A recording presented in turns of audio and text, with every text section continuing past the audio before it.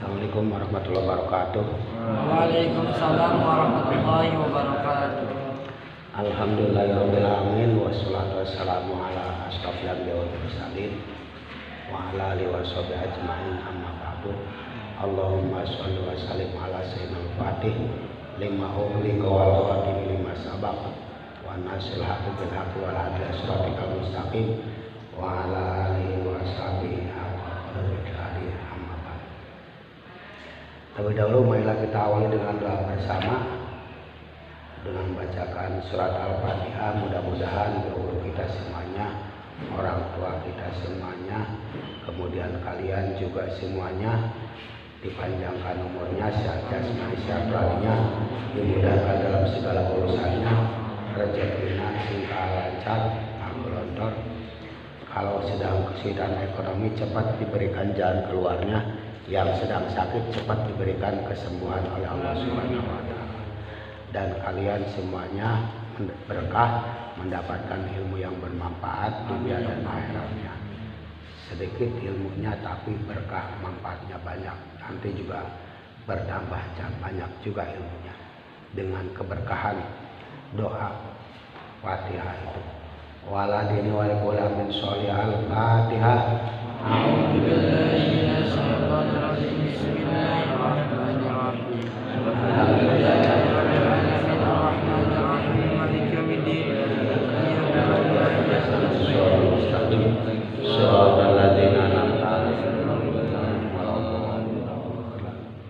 Bismillahirrahmanirrahim. Niat nawaitu ta'alluma wa ta'lim wa nafa wal intifa wal ifadata wal istifadata wal hasa ala tamasuki bi kitabillahi wa sunnati rasuli wa du'a ila huda wa dalalata ala khairi ibtiwa wa ilahi wa marfatihi wa sawabihi wa qurbihi amin ya Allah ya rabbal alamin. Saya berniat belajar dan mengajar, memberi manfaat dan mengambil manfaat, mengingat dan mengingatkan, memberi faedah dan mengambil faedah, menganjurkan berpegang dengan kitab Allah dan sunnah Rasul, menyeru kepada petunjuk dan menunjukkan pada kebaikan, demi mengharapkan ridho, pahala dan dekat dengan Allah Subhanahu wa Ta'ala. Silakan diawali dengan doa. Doa ketiga.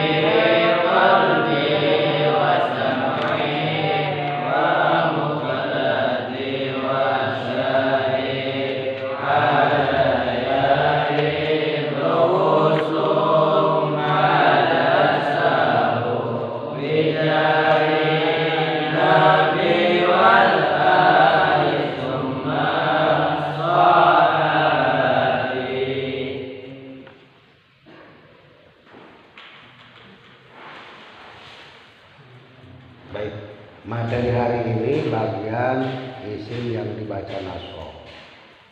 Isim yang dibaca nasab ada 15 ya.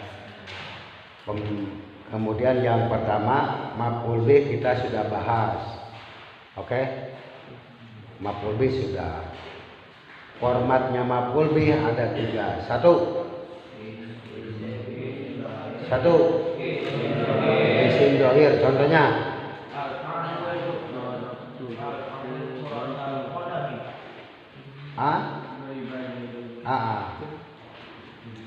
contoh yang maf'ul bih isim dhohir seperti apa? Darabtu Zaidan. Yang penting ada fiil, fa'il dan maf'ul bih. Awas, maf'ul bih. Kemudian ada juga maf'ul bih yang terbuat dari isim domir. Contohnya darabtuhu, darabtuhuma, darabtuhum. Ya. Itu terus. Itu yang isim domir. Isim domir kalau maf'ul bih darabtuhu. Ya, betul. Darabtuhuma. Oke. Itu. Kemudian contoh yang muawwal bil masdar. Maf'ul bih kedudukannya, tetapi muawwal bil masdar. Contohnya apa? Yuridullahu ayyuhiqqal haqqi. Lafad apa? Lafad apa yang menjadi maf'ul bihnya? Ayyuhiqqa. Terbuat dari fi'il mudhari kemudian kemasukan an ayyuhiqqa. Nah, itu nanti ditakwil masdar, berarti kemasukan masdar dulu. Ya. Itu kemarin tuh sulit katanya. Gampang. Yang penting formatnya jadi maf'ul gitu. Ya. Kedudukannya menjadi maf'ul kemudian ditakwil kemasdarkan masukkan. Kemudian yang kedua maf'ul mutlak. Maf'ul mutlak. Ada maf'ul mutlak. Maf'ul mutlak itu apa? Maf'ul mutlak apa? Maf'ul biasa. Kalau maf'ul bih?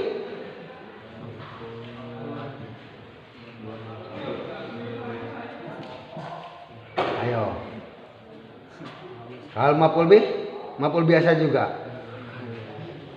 Lantas bedanya apa antara maf'ul bih dan maf'ul mutlak?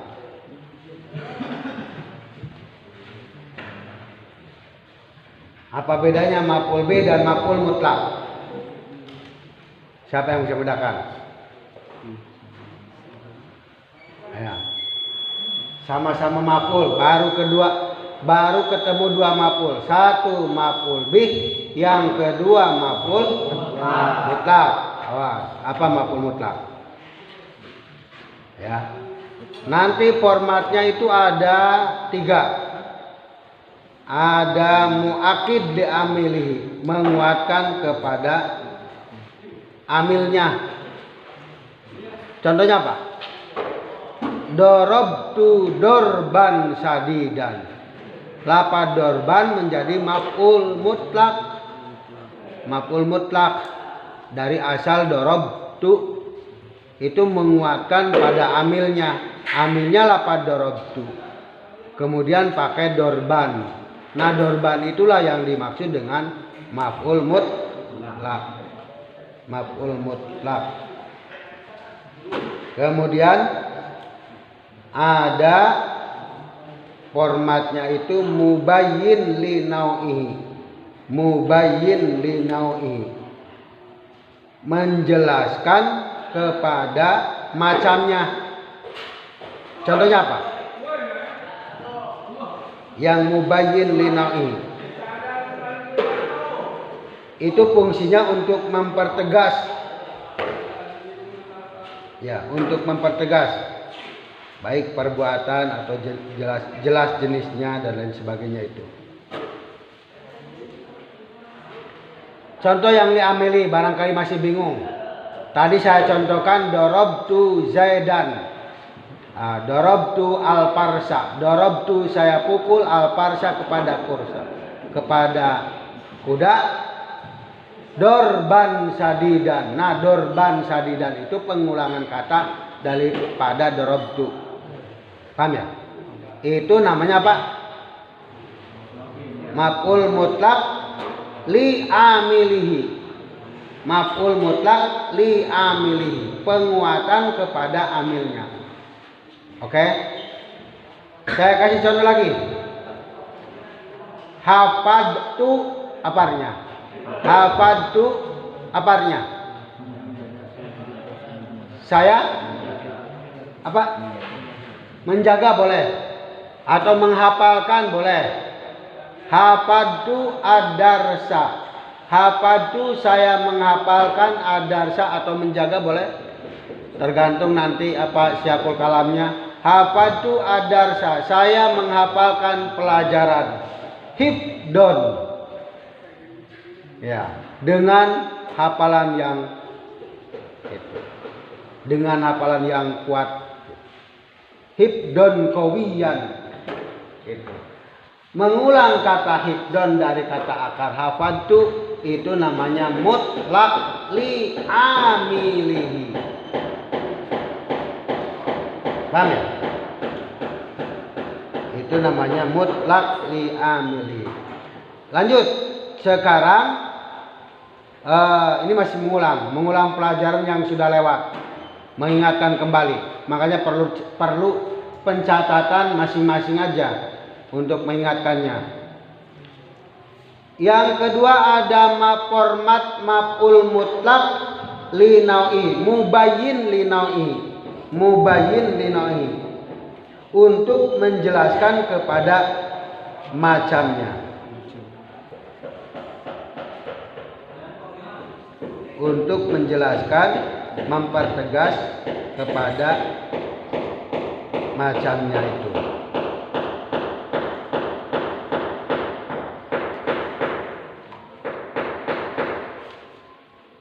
Nah, contohnya gini.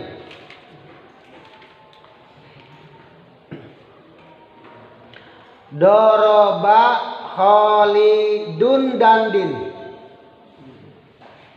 Doroba Khalidun Dandin. Lidun, jangan ragu-ragu. Doroba wis mukul sopo Khalidun Khalid. Oleh mukul Zaidan ing Pak Zaid. Khalid sudah memukul kepada Zaid. Kemudian pakai kata dorban sadidan. Dorban. Nah, ada kata sadidannya. Banget.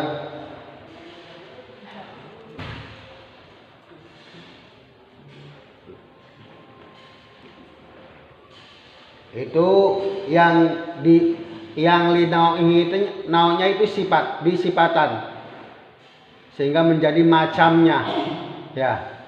Nau' itu artinya macam. Li nau'i untuk macamnya. Maf'ul mutlak untuk menjelaskan kepada macamnya. Macamnya pukulan itu dorban sadidan. Paham ya? Macamnya pukulan si Khalid kepada si Zaid itu adalah dengan bentuk pukulan yang sadidan. Macam kuat. Pukulan yang kuat. Berarti itu menunjukkan nau'. Macam. Nau' itu artinya nau'. Nau' itu artinya macam. Paham ya? Nau' itu artinya macam pukulan yang sadidan. Berarti dorban sadidan. Oke? Saya contoh. Kasih contoh lagi. Yang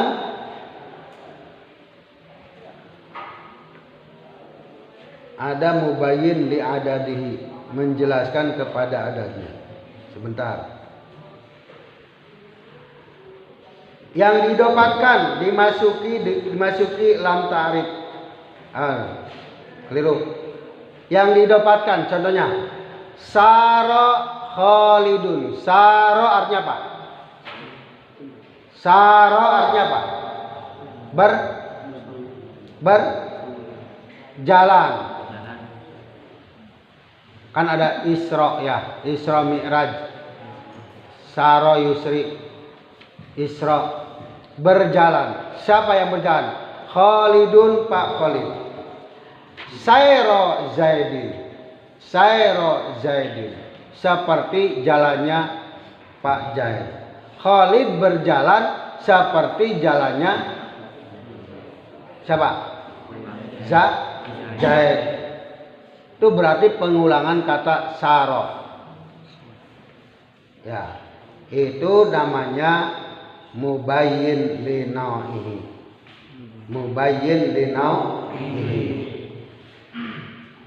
Sekarang yang untuk menunjukkan atau mubayyin li adadihi. Mubayyin itu menjelaskan li adadihi pada hitungan. Li adadihi pada hitungan. Itu maf'ul mutlak. Jadi maf'ul mutlak itu, saya ulangi, maf'ul mutlak itu pertama formatnya ada yang muakid li amilihi, menguatkan kepada amilnya. Yang kedua ada mubayyin li nau'ihi. Yang ketiga ada mubayyin li adadihi. Mubayyin menjelaskan kepada hitungan. Contohnya apa? Contohnya apa? Doroba Zaidun Khalidan. Doroba wis mukul. Sopo Zaid oleh mukul Khalidan ing Pak Khalid. Dorbatan sakukulan. Tapi kalau dorobatin beberapa pukulan, tergantung. Ya, itu berarti mubayyin li adadihi. Maf'ul mutlak yang fungsinya menjelaskan kepada hitungan. Ini masih ngulas. Oke. Nah, sekarang materi hari ini kita akan menjelaskan tentang masalah dorob.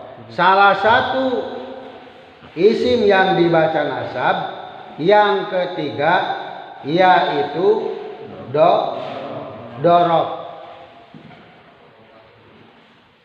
Maka istilah lain dorob itu disebut dengan atau sama halnya dengan maf'ul fi.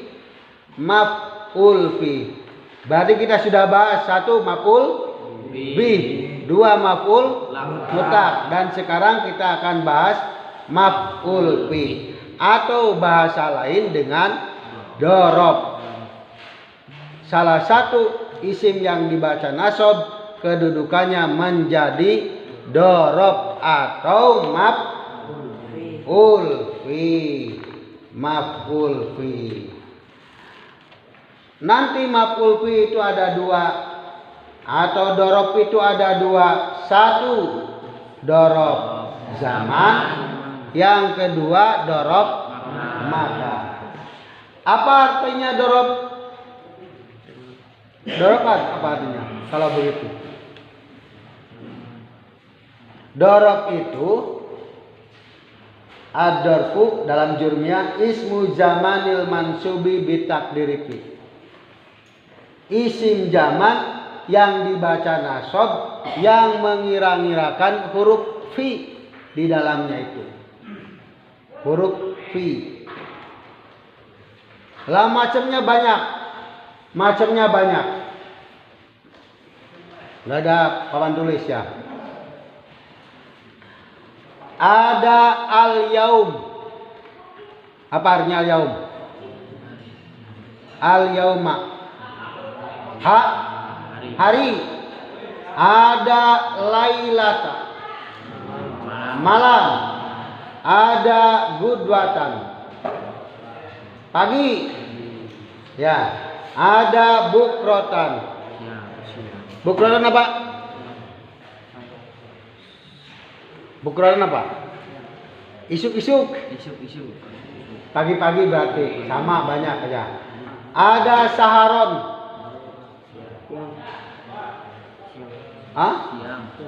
Saharon. Waktu melek. Tuh. Ya, sahur. Ya. Itu kan aja gitu. Saharon. Waktu sahur. Oke. Waktu bangun. Ada godan. Apa godan? Godan. Godan non. Isuk. Ya. Macam-macam itu. Ada atamatan. Sore. Ada sobahan. Ada masaan. Ada abadan. Selamanya. Ada amadan. Nah itu cari. Wa ma asbah dalik jeung loba-loba deui contoh-contohnya yang menunjukkan makna zaman. Tetapi nanti di dalamnya mengandung makna fi. Huruf fi ya. Itu.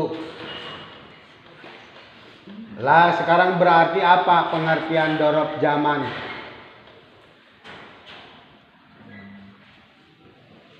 Dorob zaman itu adalah isim zaman yang terjadi di dalamnya itu al-hadas, sesuatu pekerjaan apapun bentuknya. Itu namanya zaman. Kemudian kalau isim makan, kejadian yang menunjukkan tempat. Ingetin. Tetap di dalamnya mengandung makna fi. Ya, contohnya apa? Contohnya apa? Fil masjidi. Itu berarti contoh yang makan. Ya, fil masjidi huruf fi. Langsung huruf fi aja. Tidak apa-apa, menunjukkan mana tempat. Kemudian apa lagi? Hah? Fil yaumil utla. Fi yaumil utla. Nah, ada kata yaum. Yaumil.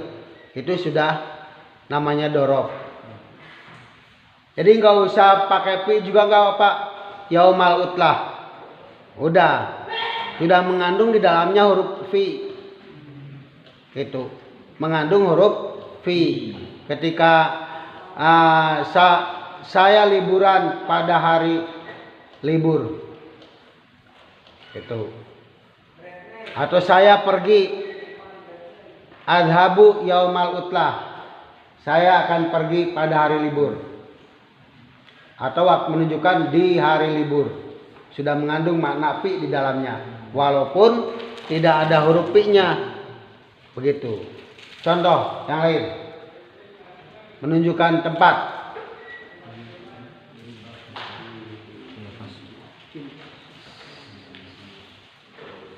Saya duduk di depan guru.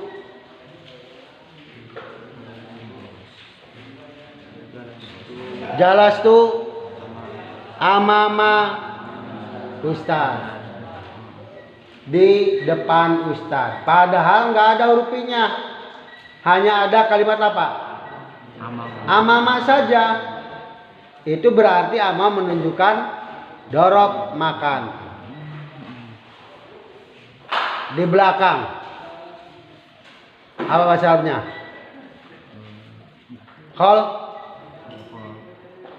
Khalfa. Khalafa. Ayo bikin kalimat. Di belakang kebun. Di belakang kebun. Saya bekerja di belakang kebun.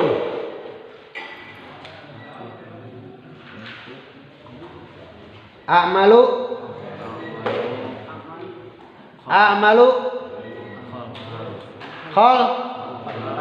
khalfa, isim yang dibaca nasab. Ya, khalfa apa? Kebun apa? Khalfa apa?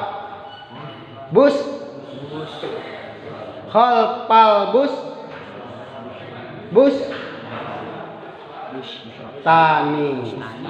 bustan. Ya. Kemudian ada kudama, ada waro'a. Kemudian ada fauqo. Di atas kursi saya duduk. Jelas tuh? Fauqal kursi. Saya duduk di atas kursi. Tidak ada kata fi, tapi cukup fauqo. Berarti fauqo itu mengandung makna fi.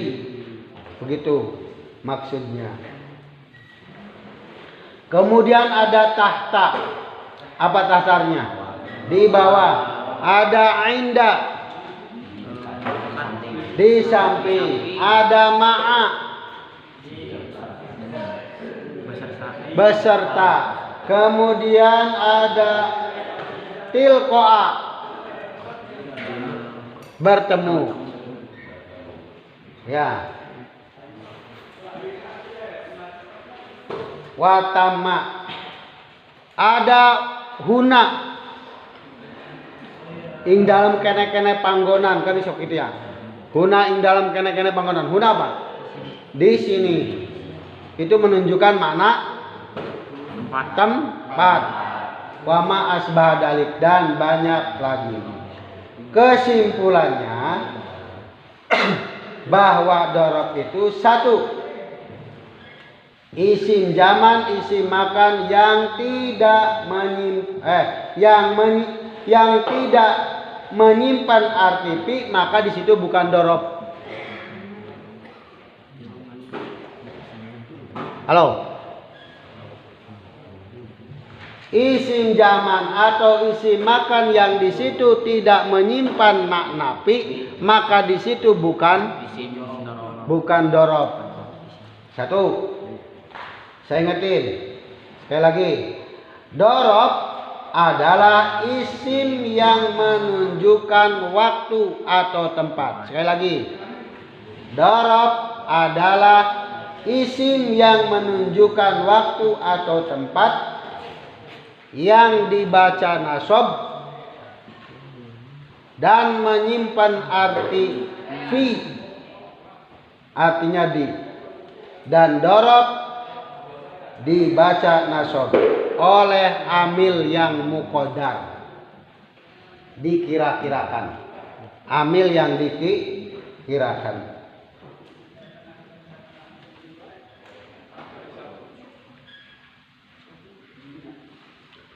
Lah sekarang kan ada begini.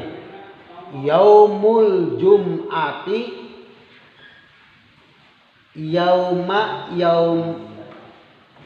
yaumul jum'ati, ya wau mim mubarak. Ayo. Kamu kasih tanda. Yaumul jum'ati, ya wau mim, huruf mim nih yang kasih tanda barokatnya. Mubarak. Apa? Yaumul jum'ati, ya wau mim. Saya minta kasih tanda, baca sama kamu. Mau kasih yauma, mau kasih yaumu. Mubarak.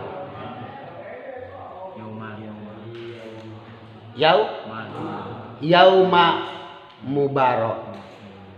Tetapi tidak salah juga yaumul mubarak. Loh kok bisa? Bisa. Kenapa? Karena yaumul jum'ati pada hari Jumat, hari Jumat teh yaumul mubarak eta koean berkah. Nu kahiji dijadikan mubtada, kemudian yang keduanya dijadikan obat. Oh kok bisa begitu? Nanti begini. Ada dua istilah dalam dorob. Satu yang mutasorib. Yang mutasorib. Artinya bisa berubah-ubah. Yang namanya dorob bisa berubah-ubah. harokatnya bisa berubah-ubah. Juga ada yang goir mutasorif.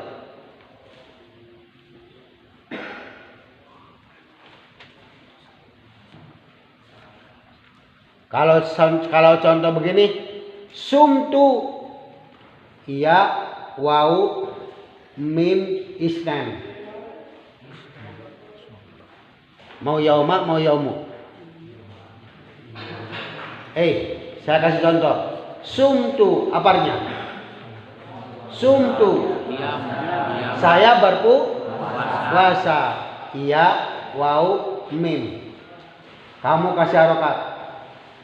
Isnan atau khomis.